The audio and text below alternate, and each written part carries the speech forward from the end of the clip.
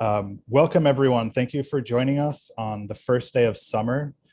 We're ending an incredible spring for California wildflowers. One of the most memorable in my experience, and one that had profound, huge blooms across the state, as well as a huge conversation going in the media, on social media, and all around talking about California native plants and what this phenomenon tells us about them and how we might think about them. I'm Evan Meyer, the Executive Director at Theodore Payne Foundation, and I want to introduce our moderator for this evening. I'm going to be a panelist and looking forward to introducing more about my perspective on this in a second. I want to kick it off with an introduction of our moderator, José González, who is joining us to lead this discussion. I think he's the perfect person for this. We had a chat yesterday, and he already shared a lot of really interesting ways of breaking down this conversation that we're going to have tonight. So I'm really looking forward to him leading us tonight. Jose is the founder of Latino Outdoors. He's the co-founder of Outdoorist Oath and a partner with the Avarna Group. He's a professional educator, training in the fields of education and conservation, and also engaging in artistic endeavors, exploring the intersection of the environment and culture. And I think this phenomenon of the Superbloom is totally that. It's about culture, science, art, all these things wrapped up together. Jose, thank you so much for leading this conversation tonight. Pleasure to be here, Evan. Thank you so much for the invitation, and great to see you all, as well as for everyone that is joining us kind of online and that will watch the recording for tonight. So really looking forward to a fantastic conversation. Jose González, he, him, his, though I'll respond to anything offered with joy and respect. And I greet you all from traditional occupied stolen unceded lands of the Nisenan, Southern Maidu, and Miwok, among many others, in what is currently Sacramento, California, Zacatran Califa. So greetings from this part of the state. Yeah, and I'm excited to be here with you all because I really love to be in that space that kind of quote unquote, connects people to nature, but really looks at how people are in relationship with nature as nature and how that continues to have us be that relationship to place. And I think tonight's topic around the Superbloom it's a perfect type of moment and experience. And so I'm excited to have everyone here. We're going to start by kind of going around the circle with a bit of introductions so we can hear a little bit more from our panelists that come from a wealth and depth of experience, expertise, insights, and opinions, and all in between. So we'll go around and ask you to kind of introduce yourselves in the way that you'd like to be seen and heard in the space. And then we'll kick it off from there with a couple of more framing, orientating, and kind of like jumping into some of the first questions, as well as some invitations for the audience. So why don't we start off first with Naomi. We'll do Naomi, Katie, Nick, Heather, and Evan. Hi, everyone. This is Naomi Fraga here. I'm the Director of Conservation Programs at the California Botanic Garden, where I have the opportunity to work with an extraordinary team doing diverse work in plant conservation. One of my research specialties is actually in wildflowers. I study the family Phrymaceae. Common name for the plants are monkey flowers. Some of you might know what those are. As many of you might know, the majority of monkey flower diversity is composed of annual plants, and many of them actually form incredible wildflower displays. And so it's something I get to examine in the course of my research. And in addition to studying monkey flowers, I also study many rare species that are prominent components of California wildflower displays. So I'm really excited to be here today to talk about this important topic. I've definitely had time to think about these things and have even perhaps penned an essay or two on the topic. So I look forward to discussing with the group. Awesome. Thank you, Naomi. And apologies, Kate, I know I named you, but you're doing all the wizardry that's making this run. So thank you in advance. We'll go to Nick, Heather, and Evan. Hi, everyone. It's a pleasure to be on this. Well, this is, I'll call it an esteemed panel, minus myself. But anyway, but it's great to be with friends this evening and so many of the folks here who are appreciators of our flora. Nick Jensen, I am the Conservation Program Director for the California Native Plant Society. I am also zooming in from the same place that Jose is, Sacramento, California, the home of the Nisenan and Miwok peoples. And you know, I think I've loved plants for as long as I can remember loving anything. I came into the native plant world through horticulture, so through growing plants, and over time that evolved into my my love for the flora of California. And you know, and I got my graduate degree at California Botanic Garden, and that's where I got to meet Evan and Naomi. So it's been a wonderful journey. In my day-to-day life, my professional life, well, I think my life is inseparable from plants and the flora of California, I suppose. It's all intertwined. But I do conservation advocacy for a living, and that means commenting on projects that threaten wildflowers a lot of the time, and occasionally doing things like filing lawsuits and following legislation and all that good thing. But I'm also a photographer and gardener and all those things. And so this is just my my passion, my calling, and I look forward to learning from the rest of the folks on the panel today. Thank you so much, Nick. Heather? Hi, I'm Heather Schneider. I'm the rare plant biologist at Santa Barbara Botanic Garden. And like all the folks here, I get to work on protecting California's wildflowers, which is a real privilege and sort of what gives me hope and drives me to get up every morning is knowing that we're trying to do good for these plants. My focus at the garden now is rare plants, but I kind of cut my teeth as a run-of-the-mill ecologist working on plants, and got my start in the California desert. I'm not from California originally. I'm from the Chicago area, and I moved to California 18 years ago in the fall of 2005, which everyone told me, you just missed the best year ever. And it took me a while, but after waiting it out, I eventually saw my first California Superbloom, and it was mind-blowing. I had no idea that those kinds of things existed when I was growing up in Chicago. And I just have been really lucky, I think, to get to spend my time working with people who care about those things. And this year especially tried to just draw a lot of inspiration and positivity from the resilience that nature shows us. So I'm really excited to chat with everybody. Thanks for including me. Thank you, Heather. And Evan? Yeah, thanks, Jose. I'm Evan Meyer, the Executive Director at Theodore Payne Foundation. I've worked with plants for my whole career as well, and worked at a number of places before Theodore Payne, including California Botanic Garden, where, as Nick mentioned, he, Naomi, and I all worked closely together and had a lot of good memories of those years. I also worked at UCLA Botanical Garden, the Arnold Arboretum of Harvard University, and the Native Plant Trust. And I'm also a transplant to California. I grew up in Massachusetts and got involved in botany and horticulture there.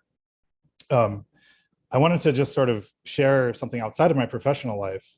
Well, I guess it's part of my professional life, but my first job when I was, I think, like 13 or 14, was picking blueberries in Western Massachusetts. And I remember doing that day in, day out, long hours of basically scooping up blueberries with a little like shovel rake. At the end of the day, I would go to fall asleep, close my eyes, and I would just see blueberries in my mind. And when I first worked in California, I had a similar job. This was in 2008, and I was just finishing up college, and we were doing vegetation transects. And I remember at the end of those long days out in the field, closing my eyes and just seeing native plants in my mind, like superimposed, burned into my retina, so to speak. And this Superbloom season, I felt the same thing. Every time I've gone out and just seen these incredible vistas of millions and millions of flowers and really just try to connect with them and interact and communicate with that landscape, I've been noticing the exact same effect happening when after a day out in the field in the Superbloom, closing my eyes and seeing flowers in my mind. And I think that it's one of the beautiful things about working with plants is you get to do something you're passionate about and that you love. And I feel very privileged and honored to get to do that and to get to be here tonight with all of these wonderful panelists and friends. Thank you, Evan, and thank you all.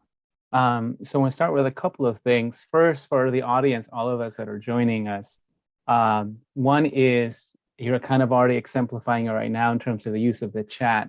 We're inviting you to use the chat in a way that complements and amplifies the conversations that we're presenting and not takes away or kind of contrasts with it. We trust you to do that. And so even like right now, as you're sharing where you're kind of from and the place in which you live as you hear the panelists, perfect example. So just want to note that. And in terms of when you have questions, please use the Q&A function, because that's really what I'm going to be looking at for questions that are coming in.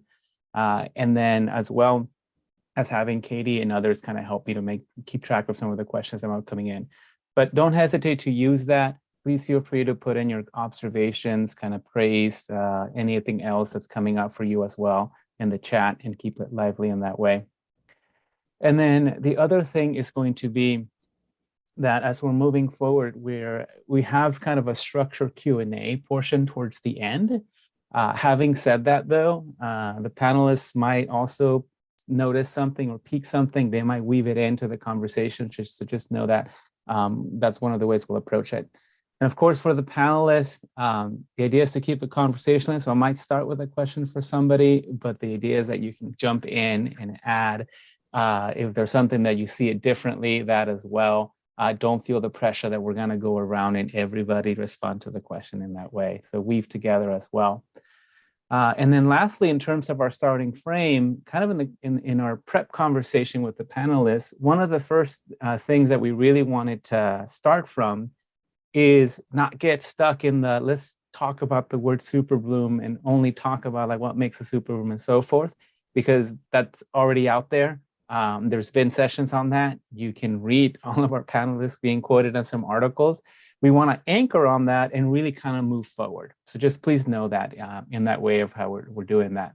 And then the other element is really use this time to kind of expand beyond the sound bites. You might read a line that gets quoted in the New York Times article or like a tweet that goes out there. This gives us an opportunity to add a bit of that kind of layer and expansion from it. And then lastly, that we're really here not to get what I call stuck in the arrogance of expertise, which we all get to say things that only make sense to an insular audience. We really want to be able to leverage this experience and expertise in ways that connects as many people as possible.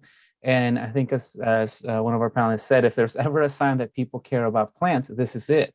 So how do we ensure that these are experiences that continue to add to why the respective organization exists, for that care, for that protection, to ensure that these kinds of landscapes continue in this way. So just showing that out there so that as you notice me jumping in with things that I weave in, interjections and so forth, you kind of understand where I'm coming from.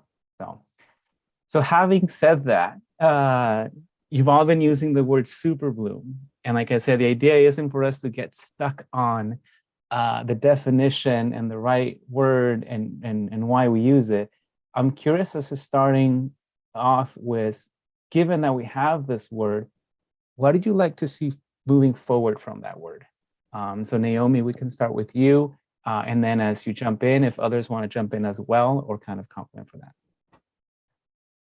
Thank you. Yeah, this thinking forward in terms of like the concept of Superblooms, I think that it's become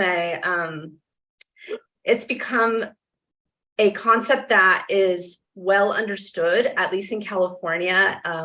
more broadly in terms of thinking about these diverse and abundant displays of wildflowers. And it is something that you can, like when I communicate to my family and I talk about flowers, I can say the word Superbloom and there's like sort of instant recognition or understanding of what that means. So I think in that respect, it's an opportunity to be able to talk about plant diversity, native plant diversity, and to be able to have that conversation with broader audiences and have people kind of have a picture in their mind of what that means for them.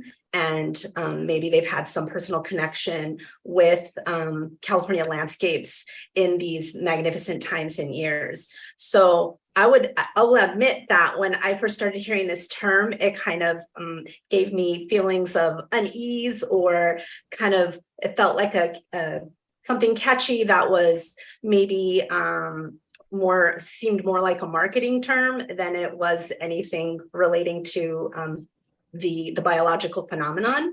But I do think that has become part of our common language. And in fact, a group of us here we're talking and saying that at what point do we see it in the Webster's dictionary? So that in itself, I think, is a great opportunity to be able to convey this incredible phenomenon to a broader public. You know, Naomi. Nick, Heather, Evan, anything you would like to add in? Well, I just wanted to say that, you know, this is, I think in a lot of ways, the moment that the native plant world, the conservation world in a way, has been waiting for the large masses of people, for the general public, essentially, to realize that you know, botanical folk, and including my dog in the background, have grown to love and appreciate the flora of California. And I think this is like a watershed moment in a way. It's our opportunity to get those people not to just look at colors and these swaths of beautiful wildflowers, and to have them develop a deeper relationship and deeper appreciation for what constitutes a superbloom, or a just large display of wildflowers. And so I'm on board. I feel the same way as Naomi. I was like, superbloom, I'm not sure I like that term, but now I'm cool with it. I'm on board. I hear you. Heather or Evan? Yeah, I think that I actually always liked the word, and I don't know if it's because I grew up a sports fan and you always are making up like funny sayings like the Bulls in the 90s, repeat the three-peat, you know. It's like this catchy thing. And I think one of the best things about it is what Naomi and Nick have touched on, is that it's something that is approachable and can come into the vernacular of the general public. That's something that we talk about a lot in conservation, is what are the words we can use that connect with people. And I think part of why this word connects too, and why I like it, is that it has an inherent exuberance to it. And I feel like this phenomenon is like a physical expression of the exuberance and abundance and resilience of nature. And a word like superbloom, like it feels that way too. And so maybe that's part of why it's caught on so well. Come back to that. You said some interesting things. So we'll loop back. Evan, anything you would add? Because the next question is going to start off with you. Okay, I'll try to be quick then. Whoever came up with that word is a marketing genius, obviously, because it really stuck in our culture.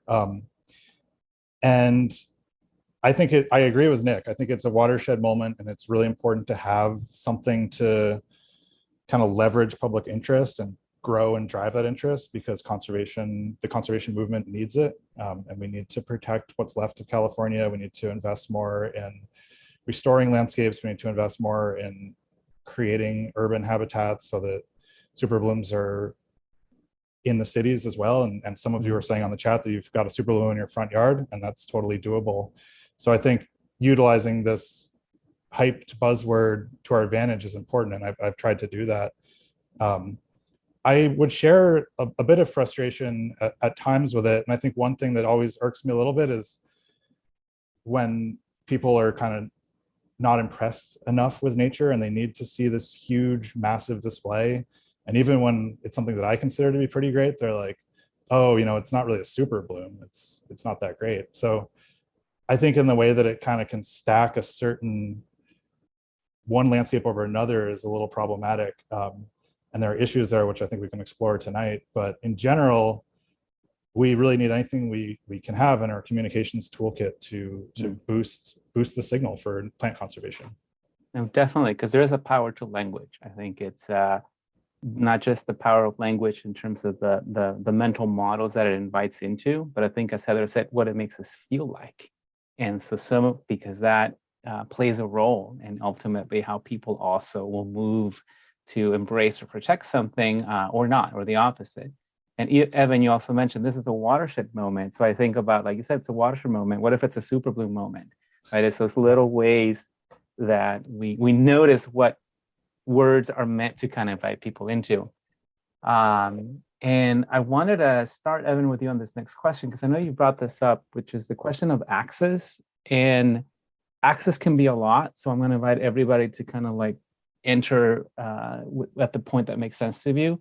There is the sense of access, of equitable access, of who is able to visit some of these locations, right? What is the privilege associated with being able to get in your car and go out to a location, have the time and so forth.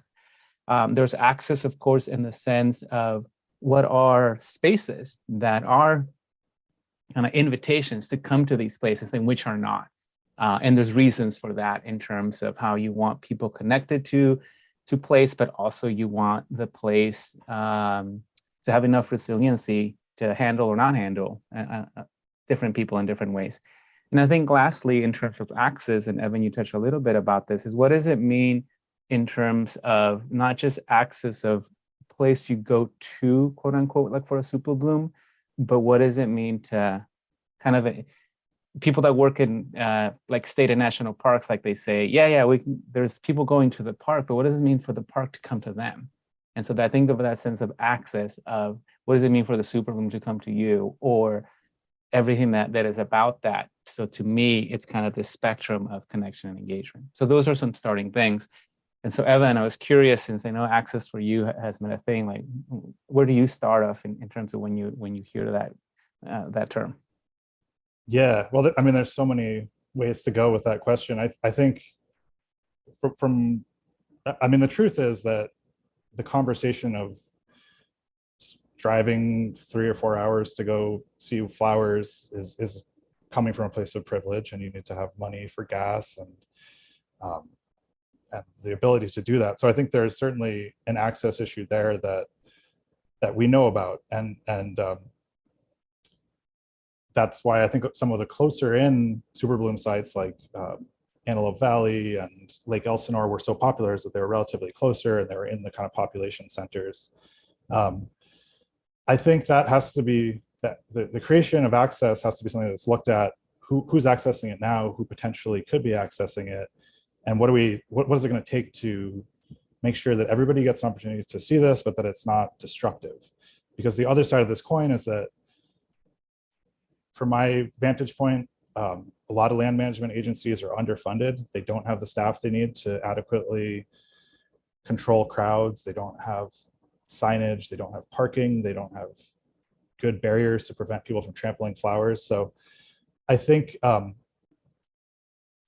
increase in access is something that also has to be looked at in terms of, what's going to support that access being safe for these ecological areas. And I know Naomi's talked a lot about that, and I agree with what she says, that that these can be destroyed, they can be loved to death, or just the sheer numbers of people coming there can destroy these habitats. And I've seen with my own eyes examples of that happening. So to me, one of the key components of access in both controlling people who are already there and making sure they're not damaging stuff, and providing access to people who can't get there right now, or haven't kind of been brought into that in the way that they should, is resources. And I think what the Superbloom shows us is that people really, really care about plants, and they're really interested in them. They really want to see them and participate in them. And I hope this is a signal to whoever's controlling the budget of California, that this is something that should be invested in, because it's part of the great experience of living here. And then just one final point on, I like what you brought up about bringing bringing this to people. And that is also something that can be done. It's going to take resources, but I think developing urban Superbloom sites is totally doable. I mean, we know how to grow big masses of annuals. And if you go on the Theodore Payne garden tour, you'll see many examples of that, of people who've just, with their own time and effort and resources, have created Superblooms themselves. So I would love to get to a point where our culture, our government, our agencies, and our companies and just our whole kind of economy values us enough to say, we're going to bring this to the whole state. And we don't need to send people to these remaining kind of pristine areas that are still fully intact.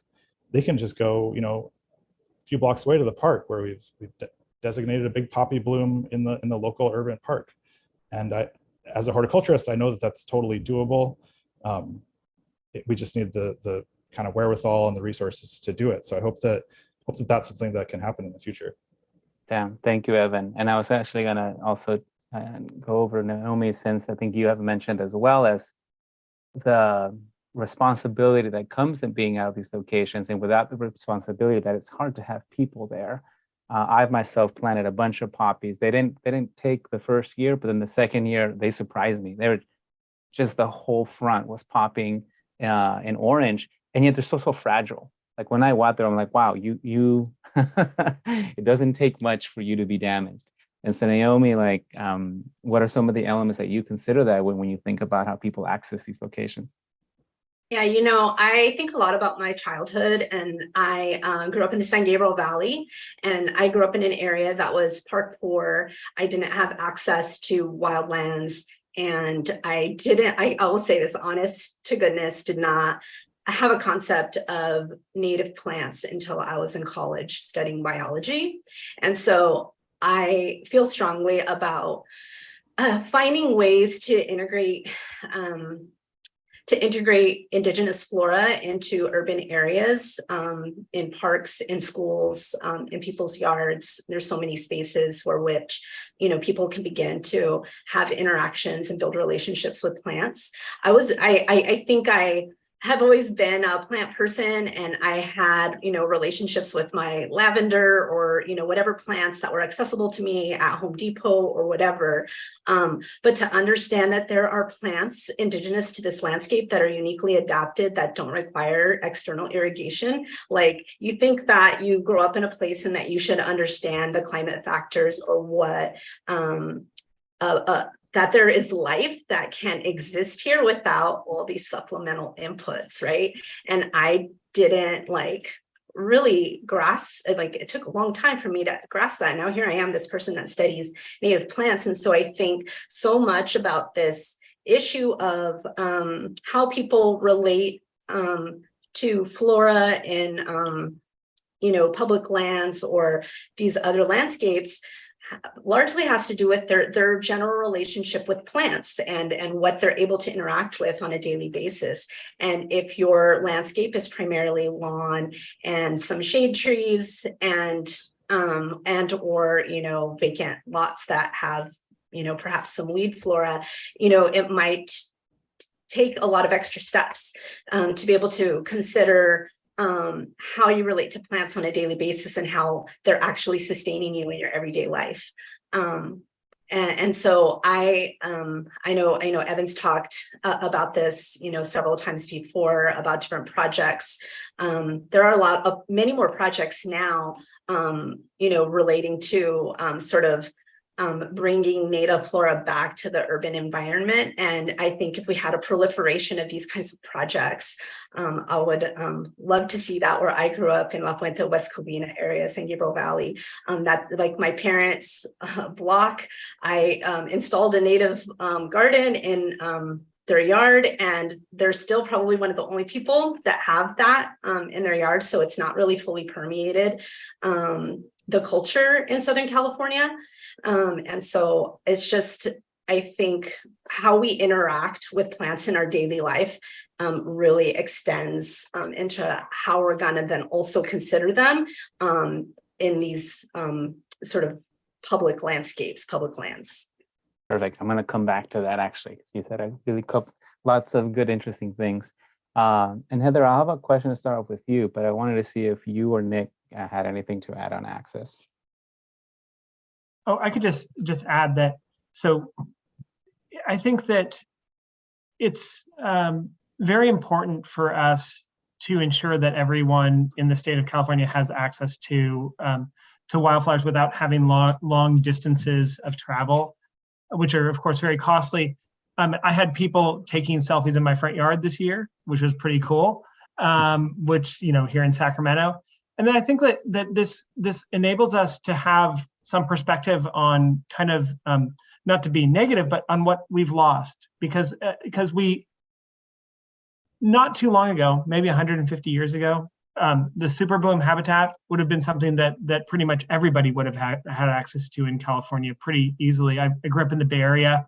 I remember looking at green hillsides all the time. Those green hillsides are covered by invasive plants, and that's the way they are right now. In the past, of course, we don't know exactly what they would have looked like, but it's reasonable to suspect that they would have been covered in mass displays of wildflowers. And that's kind of would have been, I don't know if it would have been the norm in California, but it would have been really close to most people. And what this tells me is that it gives us an opportunity to, restore some places, to make sure that it is closer to a lot of people, that these wonderful displays of wildflowers are closer to a lot of people. And then also, I think that the idea of bringing this concept of the Superbloom into cities, into parks, into people's gardens is super imperative. So yeah, there's a lot of opportunity as how I like to look at it. Perfect. Thank you, Nick. Heather, access, or are you ready for the next question? I think that everyone covered it really well. I like this idea of give and take, and bringing the bloom to people, bringing people to the bloom, and then making use of urban spaces as habitat.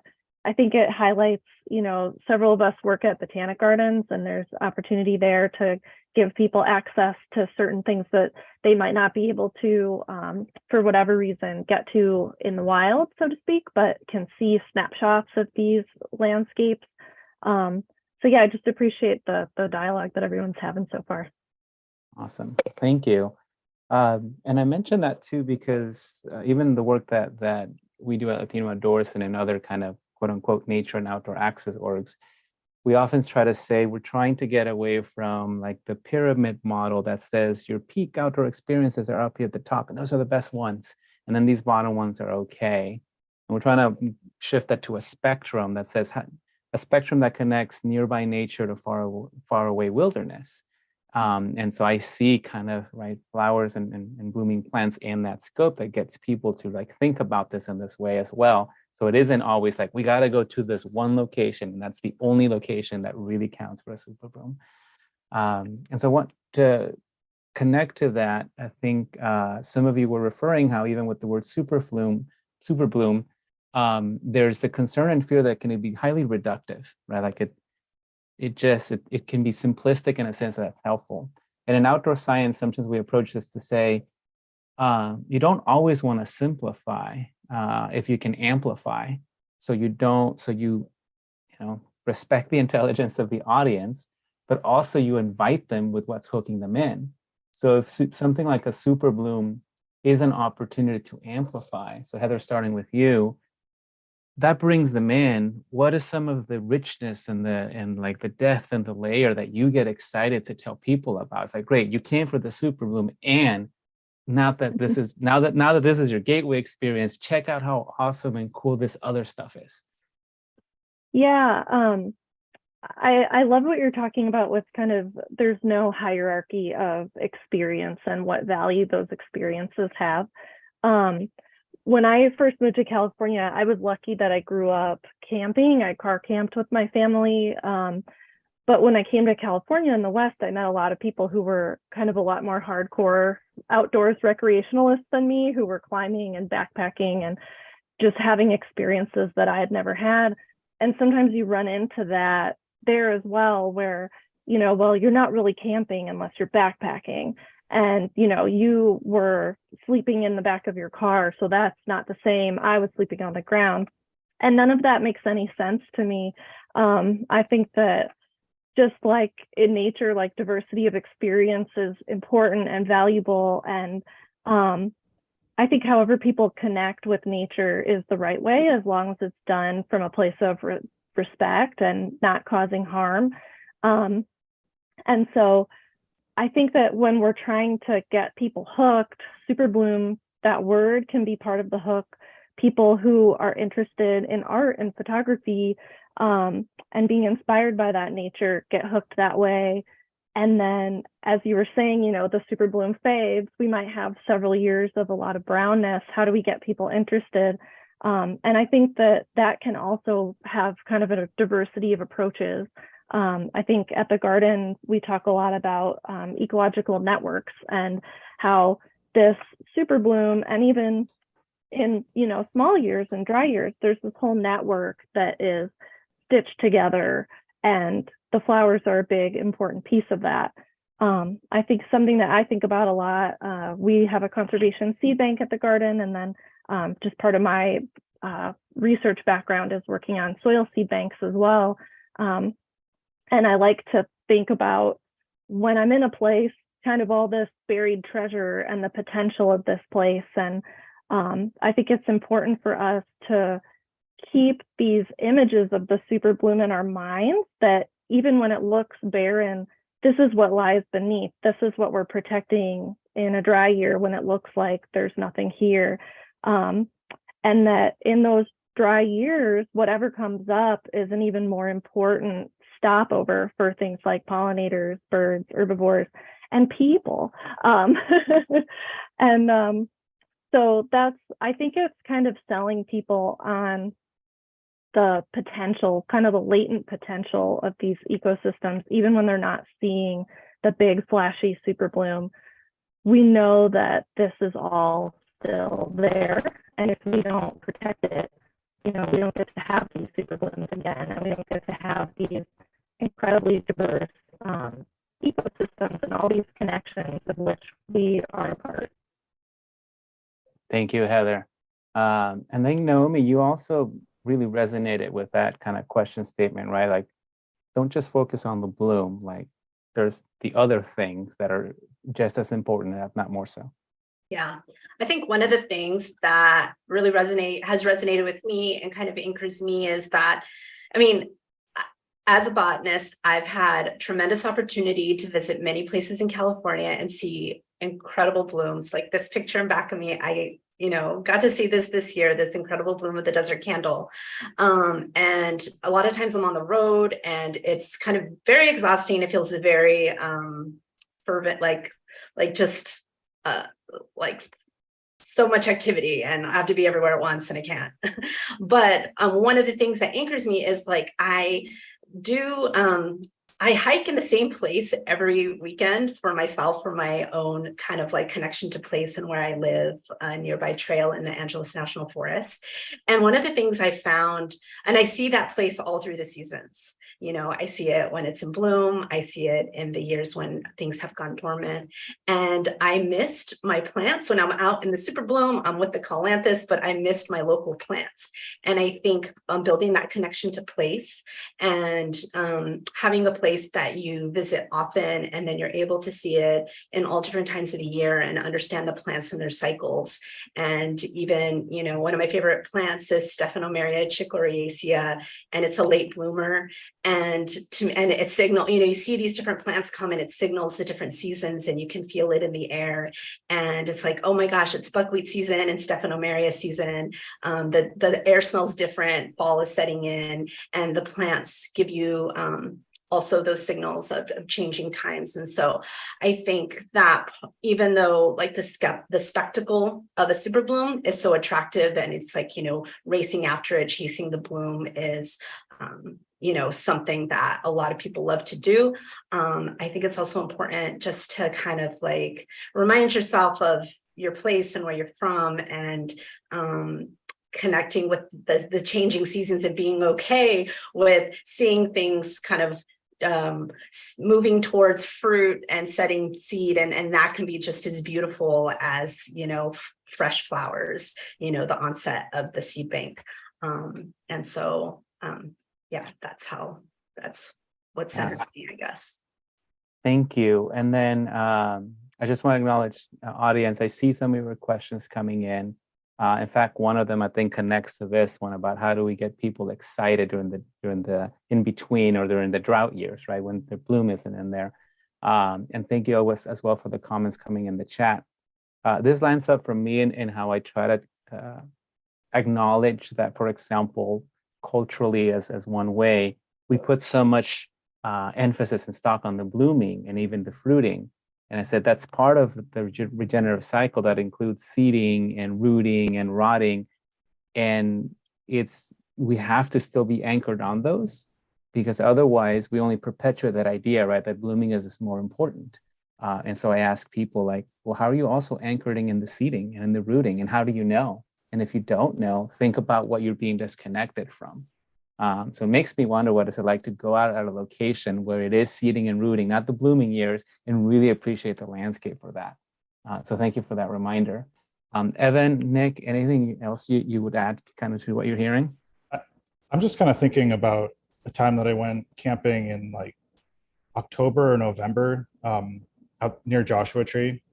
There was basically no flowers at all. And I remember just walking around and seeing the ants carrying like seeds, and they had this whole trail of ants carrying all these seeds. And then you got to where their nest was, and there was just like a little pile of the seeds there. And then I was able to go find the plant that the seeds had come from and be like, oh, that's what they're doing. And like kind of just slow down and connect with it in a deeper, more meaningful way that to me was incredibly interesting. And I think equally fulfilling to being like, here are, 10 million poppies.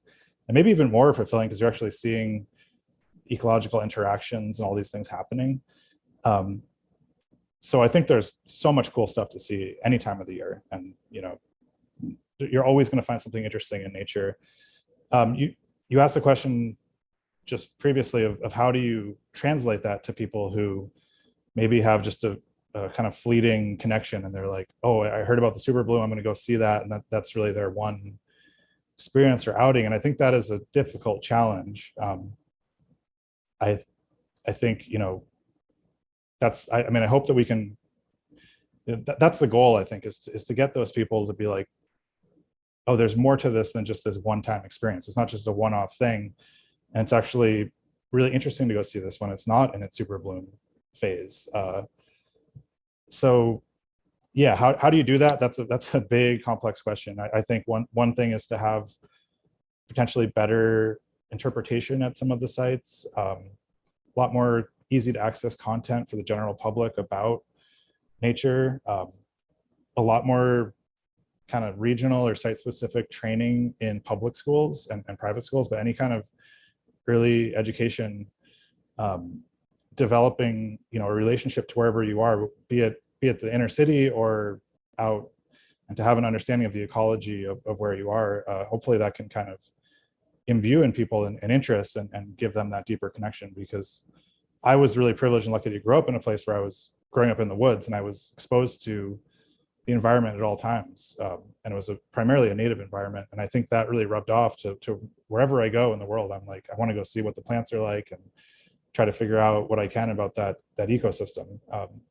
And it makes my life much richer. And I think people would find that if they go beyond the one-time selfie and they go a little deeper, it's going to be a really meaningful, fun, and interesting thing for them. And I think if everybody does that, it ends up being a really good outcome for conservation measures in the future.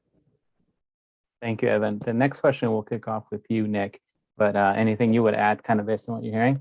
Oh, I really quickly, because I'm looking forward to the next question. But I think that the dormant seasons and the dry years are to me make when these big bloom years happen even more exciting. I think it adds value to the whole experience for everyone. It's not you don't just buy your ticket and go see the Superbloom. It's something that is something special. I mean, first time I went to Carrizo Plain, all I saw was tumbleweeds, and then in subsequent years I got to see it in the splendor that it provides. So I'll go ahead and ask the next question, Jose. No, all good. So you all reminded me, I recently went to Death Valley and there were still a few flowers. And I could complain about the heat, but there were moments I'm like, you beautiful, astounding, barren landscape that's like still filled with life, right? It's like I was challenging myself with that. So where I want to start with this, Nick, I want to frame it for everybody, and then we'll kind of go around. You can pick your point of engagement. Sometimes when we look kind of at systemic change, one model that I lean on to is this: what are the structural elements, what are the relational element, and then what are the mental model elements? So it can help us shift, right, in terms of having a different system in place. So for example, to have thriving landscapes, right, in relationship to people and protected landscapes and the vision that we want for the work that you all do. And so something structural is explicit because it's either there or not, like a policy, like a budget, like a resource, like a law. So this is where I'm going to start with you, Nick, in a moment. Relational is kind of semi-explicit. It's things like trust, like power, the relationships that you have. Something like when you say, hey, the work moves at the speed of trust. Well, okay, what does that trust look like?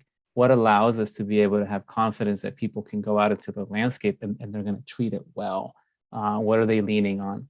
And the mental models are kind of like what picture do we hold that frames a lot of this? So kind of, Naomi, as you mentioned, what view of the world have we developed and hold about our relationship to plants that facilitates or impedes how destructive or caring are with them, right? How I see them as non-human kin, for example, or how I want to protect them, not just because they're charismatic megaflora kind of thing, right?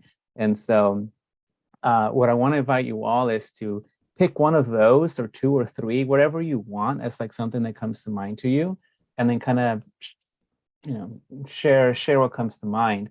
So Nick, the reason I want to start off with you is I know, as an example, the California Native Plant Society does get involved in policy work. It does get involved in working with elected officials, appointed officials, with state agencies to have something in place. I believe there's a either just passed or upcoming law, right, that is going to support planting native plants in newer developments. So this is where I want to start with you to kind of share, both from your role, but also from California Native Plant Society, like what is some of the work that you do that supports structural super blooms, I guess, if you can call it that way. Yeah, I think that, so just the bill you're talking about are AB 1573, which would require for commercial landscaping going forward to have in a stepped phase certain percentages of locally appropriate native plants. And we see that as a stepping stone. That's not our ultimate goal. Our ultimate goal is making native plants the basically the standard for landscaping, the standard in urban environments. And so that's one thing. But I think that one of the things that I think we all do, or that, well, I think that advocacy does, is give a voice to essentially a voice to the voiceless. The good thing is that California has, a lot of good laws in place that allow us to do the work that only us citizens can do, and that is to have, for instance, write comment letters on behalf of saving a place. And so that is something that we've utilized and others have utilized over the years to try and protect places. And I kind of like, this kind of brought to my mind this kind of, how people view landscapes. One of the things that struck me as very, sad, I guess, is one way, is one time I was doing a testimony in front of a board of supervisors. And the developer had an opportunity to provide photos of the development site. And they didn't choose the photos of the site in the time of the year when there were lots of flowers. They probably took their photos in August, or in a year where there was no rain. And it made us realize that we needed to kind of flip that narrative. So at the next meeting, we printed out big poster-sized photos of the same place that had all the photos of it in a good spring. And that's just I guess one of the things that I really continue to think about a lot is the fact that we all can serve as a voice for these landscapes and for these species. That's and I think, and so to loop this back to our topic of superblooms, is I think that each of those people who go out, even if we had a fraction of the thousands of people that came to visit wildflowers in California, become voices for those species, things would be different. We wouldn't see as many places threatened because it would be scary for those decision makers, because there would be thousands of people in their chambers instead of just a couple handfuls.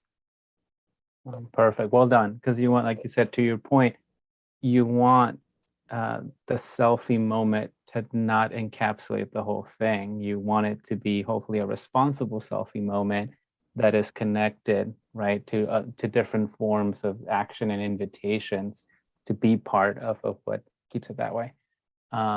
Naomi, would you like to kind of go next? Yeah, I like to think a lot about like the mental model and how we reach the hearts and minds of people and think about people's relationships with plants. And as Heather mentioned earlier, working at a botanic garden, we have the ability to extend the gift of plants to a broader audience and make that accessible. My botanic garden is located in Claremont, and we're located really within the Inland Empire, part of the greater Los Angeles area. And it's a highly densely populated area, and I see great potential for our garden to be able to serve as a resource to the region, to be able to engage people in native plants, and extending that public garden aspect, just that extends our conservation message. And I just know, just for myself, I just feel like through my own experience, I know that just having that daily, like just touching plants every day, like builds that relationship. And so, getting more people to walk through the garden just to see them, and it's kind of just starts to like permeate, your soul, and they infect you. And so I think that having more public spaces available like that, where people are just surrounded by these plants, and that it's not just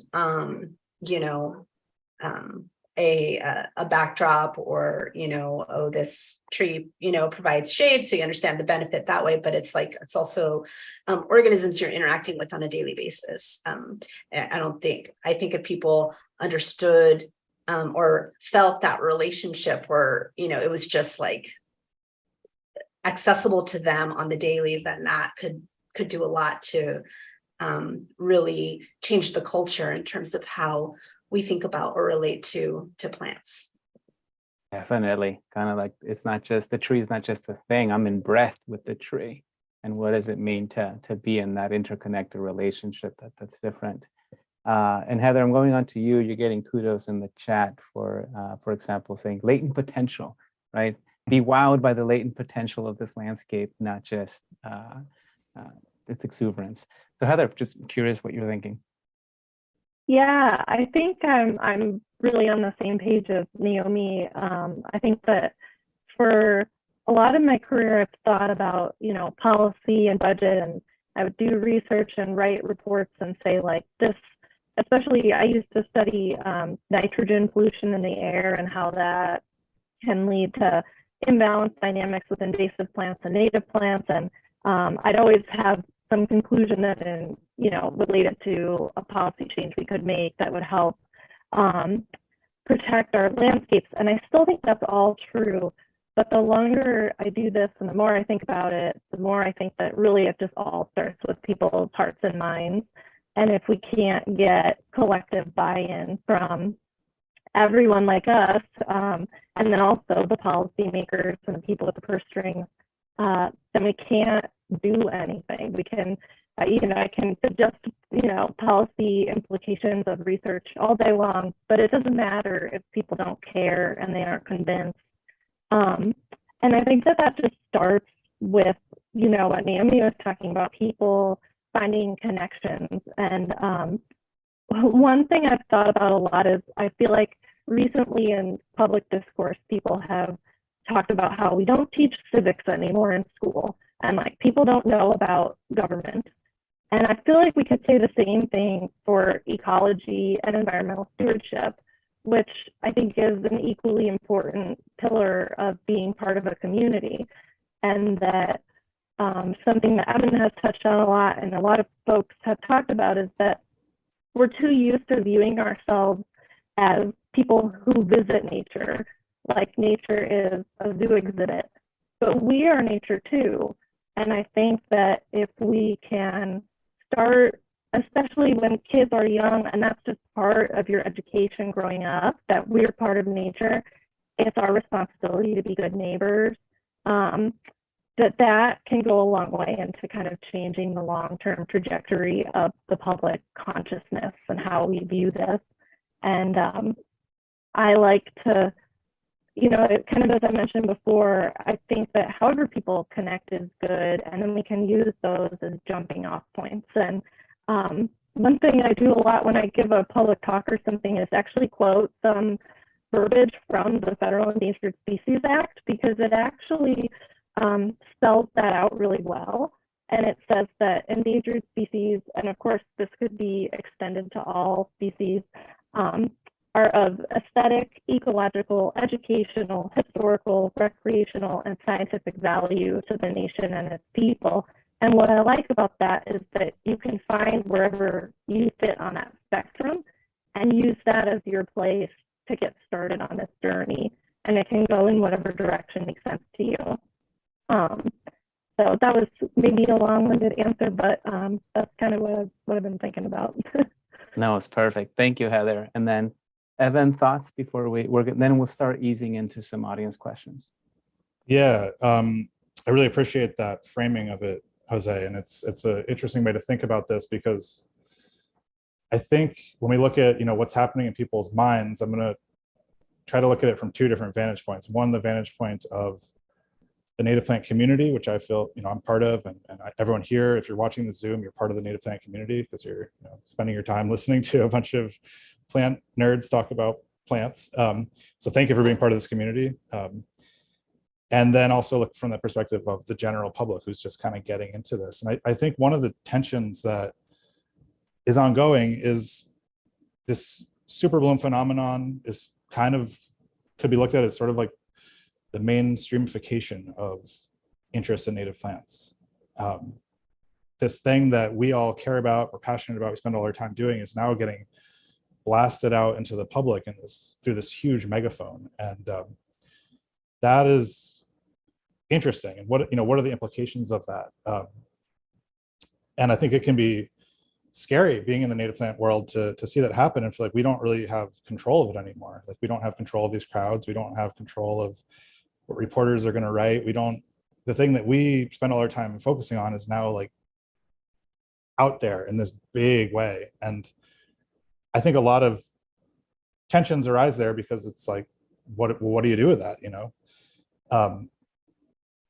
and so if you put yourself in the vantage point of the person who's maybe have never been hiking and they just saw on Instagram that there's poppies and they're going to go see them, I think we as the native plant community and people who work on this and think about this, we really have to think about that person. What's motivating them? Is there a way that we can access that motivation and get them to be part of our community and to kind of expand the network? And I think there are, and I think that's where I've kind of sometimes gone out on a limb a little bit and just pushed back on being too negative to the general public about this event, even though I'm very frustrated by people being disrespectful as well. But I think there's this kind of opportunity to catch people, but they have to be caught gently. And I get the argument that some people are really just out there for superficial reasons, and that's probably true to some extent, but I'm enough of a humanist to think that there's a way to get someone who's superficially engaged in a real and meaningful way. And so I think that frames, kind of sums up a lot of what this is driving in our community. And I think there are definitely things that we should be thinking about, and discussions like we're having tonight where we try to figure out, well, what is the thing that's actually going to inject the stuff that we want into the dialogue, and get that person, get them back to nature, get them writing a letter of support to their local politician to support land conservation, all those things. And I think the Superbloom is one version of that happening. I think if the wonderful bill that Nick and CMPS are co-sponsoring comes to fruition, that's going to be another version of that, where all of a sudden native plants are huge and they're mainstream, and they're being 75% in every non-residential landscape in California. So we're going to have to navigate that as a community, make sure that science prevails, that that good intentions prevail, that it's not co-opted or taken by, you know, things that aren't going to be ultimately beneficial to the plants. So I think that's where the Superbloom, the interesting kind of tension of this moment in the Superbloom is navigating that. And I take it from my perspective from a vantage point of trying to get the word out to as many people as possible in a way that will hopefully have the maximum outcome of them getting engaged to save plants, because we need to save plants. And you know, despite many valiant efforts of all of us and many others over the years, we've lost a ton of habitat, a ton of plants, and we really got to get a new system in place, I think, to make us through the next 100 years if we want to see these plants survive. Thank you, Evan. And I see you, Naomi. Yeah, I just want to respond a little bit to what you said, Evan, just thinking about, you know, I think, I don't know, maybe I misinterpreted, but I think some of what you said indicates that maybe, you know, native plant people certainly are protective of native plants, but I do think that native plant people are very generous and sharing knowledge, and also recognize that native plants are for everyone, and that the public lands are for everyone. And I don't think some of the messaging was necessarily about keeping that from people. But I do think that when there is selfish activities that occur on the landscape, for instance, trampling in a bed of flowers to take selfies, I think is a very selfish action, and actually then diminishes the bloom for other people who are there to enjoy and see. And I think that is the issue at hand, is the concern when you do have these kinds of activities, that it actually diminishes the experience for everybody. And I think what people would love to see is for everyone to have the maximal experience possible, and to be able to share that as widely as we can, and to be able to increase that access, and for people to like enjoy and just kind of like, you know, revel in the flowers without crossing the line and then causing damage. So I don't think it's about like sort of like, this is ours, like it's been our secret, oh no, now it's out of the bag. I do think that it's more we just want everyone to have that same sense of care and just concern about that sort of damage. No, and I agree with that. And I'm equally, you know, for the record, find people destroying wildflowers to be completely abhorrent, and you know, nobody should be out there trampling flowers. That's awful, and I just shouldn't be allowed. And I think the native plant community is extremely generous and caring and kind and sharing of its knowledge. I think the issue that I've seen a few times just through my work and with TPF is people can misinterpret things to be like, no one should go out into nature. We've gotten some emails where people are like, shut down the wildflower hotline. People shouldn't be out there. They shouldn't be participating in this. And that's just, I think, a misunderstanding of what leaders in the movement are saying. And obviously people are, you know, there's not one voice of you know, it's a really complex conversation that's going on. And so I think the access issue is a huge one, going back to it, and we're going to have to sort that out. And there's going to be, this is not going to be resolved, you know, by the next Superbloom, hopefully we're a little bit more on top of it, and there's more, you know, we can work on messaging and targeting. I think this one was a lot better in terms of people knowing that we need to treat these places respectfully, but it's an ongoing process, and it is going to be a challenge of like bringing a lot of people who haven't necessarily learned about this in the past into it, you know, and there is always going to be a risk of damaged. And so how do you kind of navigate that? I think it's an interesting challenge that we'll be facing. But I just, yeah, for the record, I totally, native plant community is super generous. And I understand the frustration at times with people who are being destructive. And I feel the same thing. I've seen pretty terrible stuff happen out there in my day. So. Reminded me, Evan, that, and I think as Heather, well, you both mentioned about kids, but Heather mentioned zoo. When we do our work, we really try to say we're attentive to not. So first, when we say there's a balance, and like balance doesn't mean there's stillness right in there. It's a point of tension, but balance is tense between a couple of points, and sort of saying, so we're doing the necessary work, the tension point, so we don't end up on extremes where we treat everything like a museum says, don't touch anything, right? It's all meant like don't engage with it at all. And sometimes kids can take that as to mean, okay, got it, just don't do anything, as well as don't tell them, oh, it's fine, it's it's the outdoors, go do whatever you want, and then you're trampling on very sensitive habitat. And so that's for many of us that have agreed to do this work, that is the ask of the work, right? That we're investing the time, the energy, the emotional labor, like what it takes. So I want to recognize that, because I know that you all do this in different ways as well. And then before we jump to audience questions, one of the ways that I loop in what you're all saying is kind of my Michael Pollan-ish attempt at, having a eat food, not so much, and so forth. I usually lean on like be in nature, as nature, in radical and reciprocal balance. But the idea being that be in nature is take the time to be out there because it supports the relationship. As nature is challenge what is telling you that you're separate from nature. And then radical and reciprocal is that the root of the word radical is root. So like, how are you grounding yourself? What is not radical from the outside, but you do radical work by doing this here now.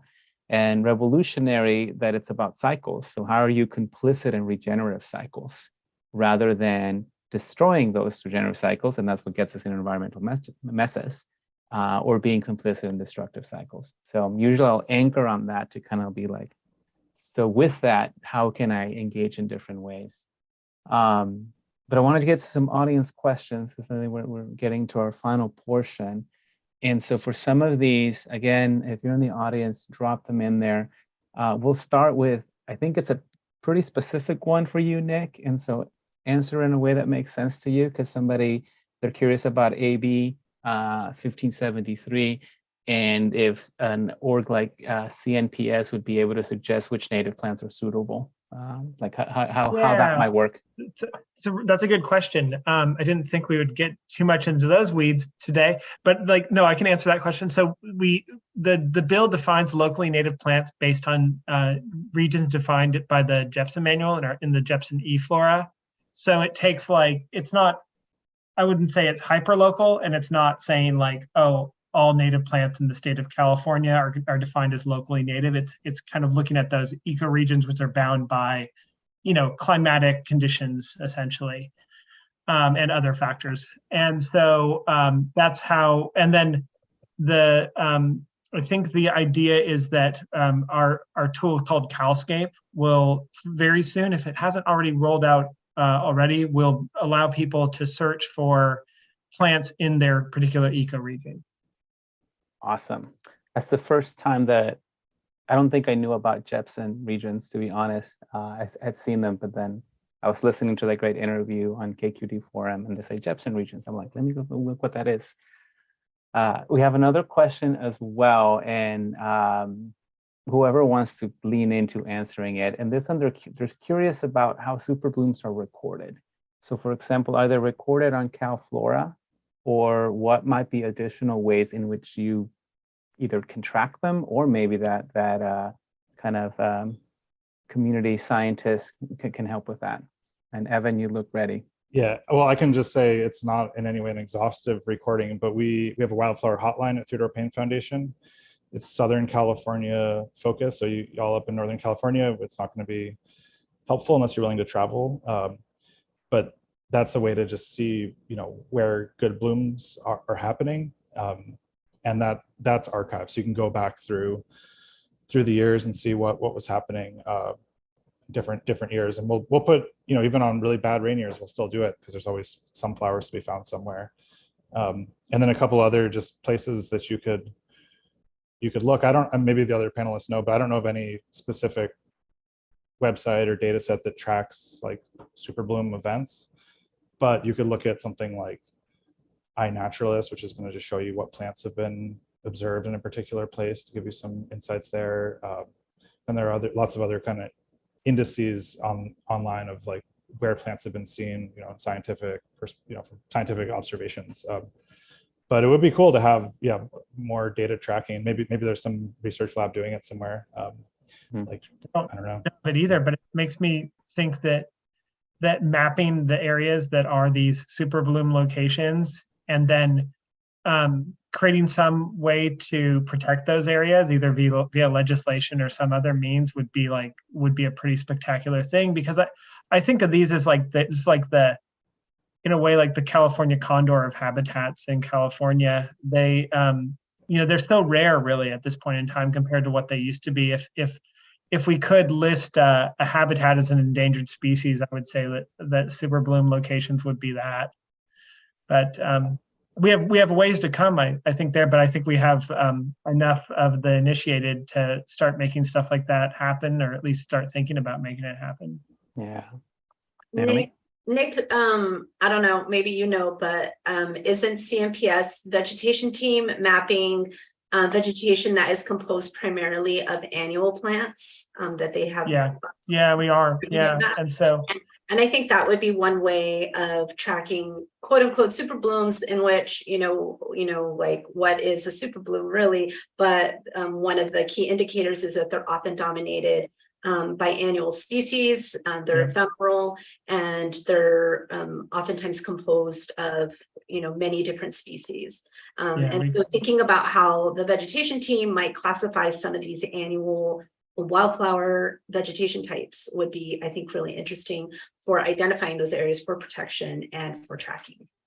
Yeah, I think that's a really good idea, Naomi, and it makes me think also about how complex it is to map those areas, because they change, and even within a single season, an area will go from being one species dominated by one species is dominated by another. And so these annual plant communities are, I mean, as we all know, they're really complicated. It's not as simple as mapping like a forest, which is relatively stable, at least until some change happens. But yeah. You got me thinking about a lot of things. On one of those, though, there was a comment that also said, like, well, first you'd have to have some definition of Superbloom in order to track it. And you remind me of, obviously, what's academic language, what's movement or community language, and then what's policy language, because that will direct some of that. So all I get is getting moving in, and we got quite a few questions come in, so we'll try to answer as many as we can.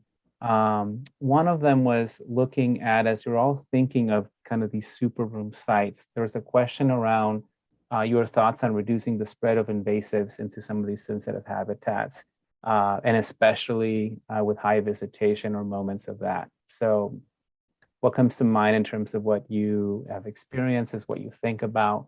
What do you notice in that? And Heather, you look ready.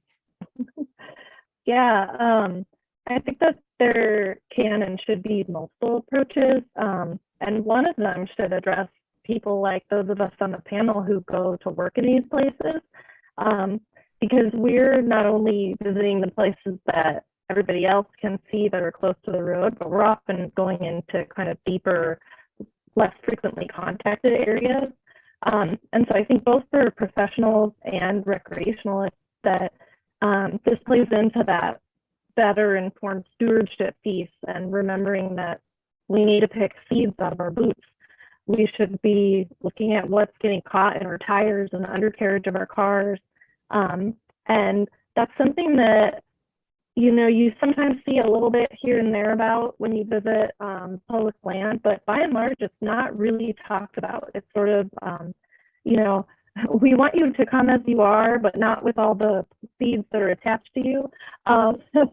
And so there's a nationwide initiative called Play Clean Go that's trying to encourage this type of thing by setting up boot brush stations at various places where you go, and it's as simple as just scraping your shoes on a brush, but that can make a difference. And they give out things like free handheld boot brushes and education. So I think just putting it into people's minds that we are excellent vectors for plants and pathogens is just something that we should all think about, is where am I going, where have I been, and how can I be, a relatively neutral visitor to the next place. And that's something we're trying to get a lot better about as professionals too. Just thinking about cleaning all our gear and even spraying boots for pathogens, which is something that I wouldn't, expect the public to do in general. But I think we have to remind ourselves that we can be the vector as well. Thank you. Be the vector you wish to be. So I'm going to try to weave in a couple of questions that have come in around this idea of quote unquote creating super blooms in urban and suburban spaces.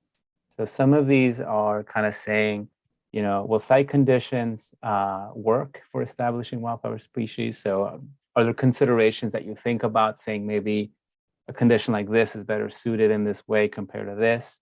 We have a question about ethically sourcing seeds and how you think about that, either recommendations or considerations. And then another one related to that is what is approaches to actually planting wildflowers in public spaces. So I think Evan maybe mentioned like you could do it at your city park. And obviously you don't just want people to show up and start spraying seeds, but what are some considerations along those lines? Yeah, I can try to tackle some of that. So from my perspective, most areas you can do big wildflower blooms if you have the right amount of management going into the landscape. It does take work. The weeds in urban spaces are a huge problem. And just to kind of wrap up what Heather was saying, like, I think weeds are one of the biggest threats. By weeds, I mean invasive non-native plants. One of the biggest threats to the continued health of wildflower habitat in California. So many of the good habitats are just really invaded. And this year was a bumper year for wildflowers. It was also a bumper year for weeds. And so we saw like giant blooms of mustard and all that happening. But in urban spaces where you have a lot more management, there's a lot of things you can do to mitigate that. So like sheet mulching and planting plugs or like 2-inch plants or even 4-inch plants is a way to get things established. Just being on top of the weeding, we've seen a lot of very successful spaces, and if there's that level of community buy-in and engagement, it can happen. And there are a lot of opportunities, at least in Los Angeles, to get involved doing that. We have lots of community restoration work that we're doing at various sites around the city. There's an organization called Test Plot that has all sorts of opportunities to get involved. And I know, outside of just LA, there's all the organizations that are represented tonight have volunteer opportunities. So I definitely would not recommend just going in and like throwing seeds around. And I always get really nervous when someone's like, oh, I drove up into the mountains and just like threw a bunch of seed bombs out. And I'm like, well, what seeds were they? Our native flora can be invasive in other parts of the world. In South Africa, like fiddlenecks and Sinkia are invasive. In Chile, California poppies are invasive. So counterintuitively, native plants can actually invade wild landscapes if they're not native to that landscape. So I definitely wouldn't recommend any type of planting in the natural area without being part of like a conservation group that's doing it. But there are many ways to get involved doing that. And then when it comes to your own garden and like seed sourcing, again, for any seed sourcing outside of the garden, that should be done in conversation with land managers and conservation professionals. In your own garden, people have different opinions about this. I think unless you're in like a really ecological hotspot area, or you're trying to do like a really intense kind of restoration garden where you're really matching the exact plant palette and provenance of what would have been wild there before you had your garden, I think most of the plants you're going to find at a nursery or from like an online seed seller are going to be okay to use. That's my opinion. People might see that differently, but I think in most gardens in the urban core, the habitats are already so altered that the potential negatives of using like seeds strain from a different part of the state probably less than the potential benefits of creating that habitat for pollinators. But it's something that people are researching and continuing to work on. So we'll just try to keep on top of the current knowledge as it develops in this field, in this area, which is still an ongoing area of research. Thank you, Evan. Any others? If not, we have a couple more questions. Okay. Just curious to see if this question sparks an answer from anybody. There's a question we have about, do you have any information about superblooms in Baja California? So for example, like the Northwest area is part of the California floristic province. So the question is, can this part of Mexico reflect what happened in California? Sorry, I know I just answered the last question, but I did a week-long trip to Baja this spring with an amazing group of botanists and conservationists, including some past CNPS board members and people from UC Santa Cruz, and it was just a wonderful, wonderful trip. Yes, definitely Baja can have Superbloom type events, and there were them this year. Nick and I have also traveled together a bunch of times down to Baja, so I'm sure you can add some color on Baja plants. But I'll just say that areas that I'd been to many times, like in the maritime succulent scrub habitats, were just full of like annuals, which was super cool. I've never seen that before. And then as we got further south, you start to get into this transition zone where on one side of the slope, you'll have like Leia and kind of your California wildflower palette. And on the other side of the slope, you'll have like full-on desert boojum trees. And so it's really cool. Like we'd see like California annual wildflower habitats, and then you'd go to the other side of the slope where it gets more sun exposure, and it would be full on like desert habitats. And it was just flip-flopping as we went down, but the blooms were really, really intense and great. And so I think any good rain year, Baja's a wonderful place to go to botanize. Awesome. I agree 100%. I think, there are habitats certainly that mimic the habitats in the state of California and south of the border. The thing that is quite different is that the laws are not the same, and the levels of protection in some ways are not the same. And it's always been a little bit, well, it's been sad for me to see what's been lost recently there. Habitats that we would in, say, like San Diego County would fight till the end to save have been lost pretty recently. And so that is to say, we all should be advocating for protection of these habitats wherever they occur, in whatever way that we can. Yeah, definitely, and points to the value of some of that cross-state and binational collaboration at all different levels.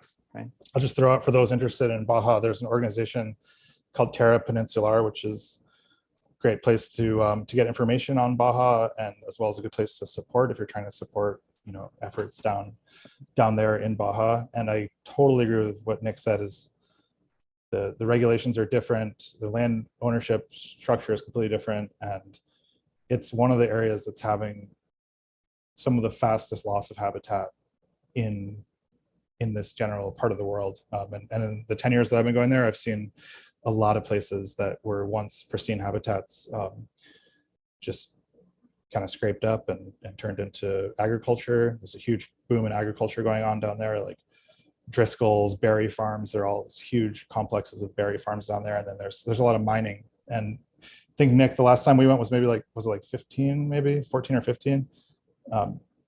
And so development has encroached a ton since then. I was really surprised when I was down there. Mm.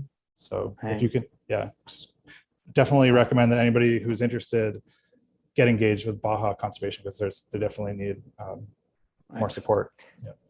So we're getting to the end kind of our allotted time. We want to respect that. So I have one closing question for all of you, and apologies for anyone on the chat if you were trying to get a question in there, raise your hand or the like.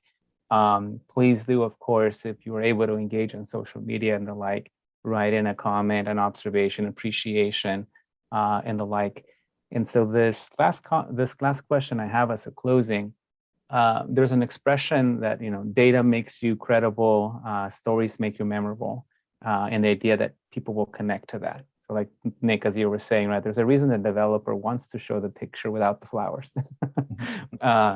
And so imagine it's, 10 years in the future, 20 years, 50 years, 100 years.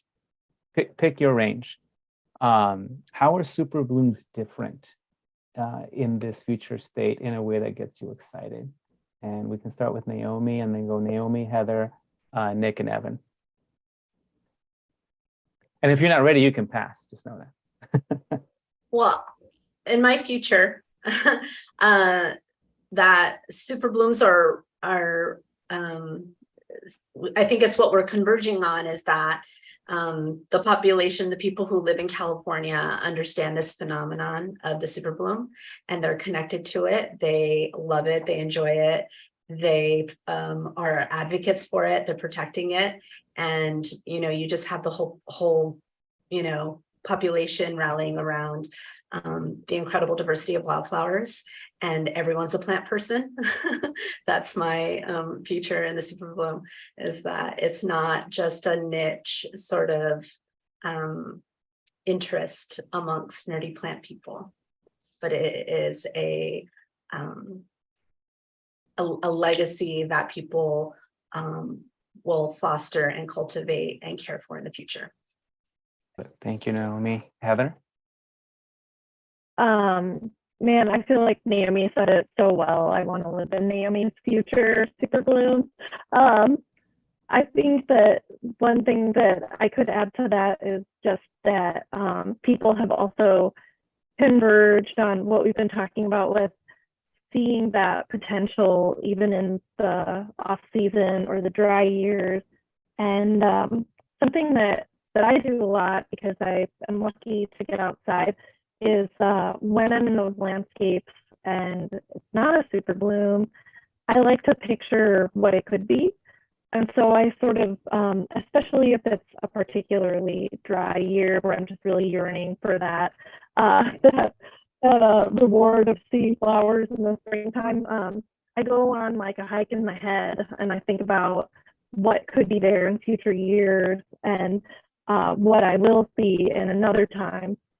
And it's fun, and it also like makes me engage with the place in a little bit different way, because I see what's there now, I see what could be there later, and then I look forward to that. And so maybe in the future people will look at this as a point of pride, as being, for if we're thinking about California, part of being a Californian is getting to anticipate, enjoy, and protect these just absolutely spectacular events that are so special and so important to the world and to us as humans. Thank you, Heather. Nick? Yeah, so I ditto to what Heather and Naomi have said. I'll spin this in a slightly different direction, and the future I'd like to see, and as soon as possible, to reflect the time frame question, is that we stop the loss of these types of habitats, and not just annual wildflower habitats, but all natural habitats in California. And then we reverse things a little bit, and we start to restore some of those areas that have been lost. So we learn to live in the space that we've already already taken up here on this planet, and then, or in this state, but in this planet too. And we start to restore some of what's already been lost. Thank you, Nick. Evan? Okay, I agree with everything everyone said, so I'll just piggyback and close out my thoughts on it to say that all schools in California will have integrated education where kids learn about the natural world with their native flora wherever they are in the state, and every school has a beautiful garden and a curriculum that ties into that. There are no more lawns in California. Instead, there are native plant habitats, including Superbloom sites. And as Nick said, we no longer destroy any habitat for any reason, if it's intact native vegetation that has never been damaged, we just don't touch that, and we learn to live on the ground that we've already altered. So if those things happen, I think the future will be really bright, and as we solve that issue of wildflowers, we'll be solving many ecological issues at the same time. And I think that's the best hope we can have to have a future filled with biodiversity. Love it. Thank you. And I think that's an invitation and ask of everybody in this community, how you're inviting others into this community as a point of action to create these futures that you see, but also you're working towards. And then for me, I draw inspiration as well from this, and how I challenge myself to use the language of ecology to like lean into the work you all do, to change my own mental model and use less reductive mechanistic language, like you're all thriving like being part of a well-oiled machine, and saying, well, what does it mean if your team is functioning like a well-nurtured meadow? And that's the invitation from me to see this space not just as take the photo, but what does it tell me about what I can value and the kind of world that I want to create? So thank you all for sharing that. So we're at time. I want to thank you, Evan, Heather, Naomi, Nick, all their respective sponsors and organizations, everybody that showed up today and tonight for your questions, your comments. I think that place of care and excitement and passion came through. And so I want to thank you all, and may you have a good rest of the day. And thank you, Jose. Beautiful, Yeah, wonderful moderation. Thank you, Jose. Thanks to everyone for tuning in tonight. This will be recorded and put on YouTube, so you can go back to it if you missed aspects of it. Many thanks to all of the panelists for their work tonight, and for all the work they do to conserve native plants, and all the spokesman or spokespersonship that they've done to be the voice of native plants around the world. It's really incredible. So thank you all. Hope to have another conversation like this soon. And we'll see you at the next Superbloom. Hopefully next year. Cross my fingers. Thank Bye, you. everyone. Bye. Thank you.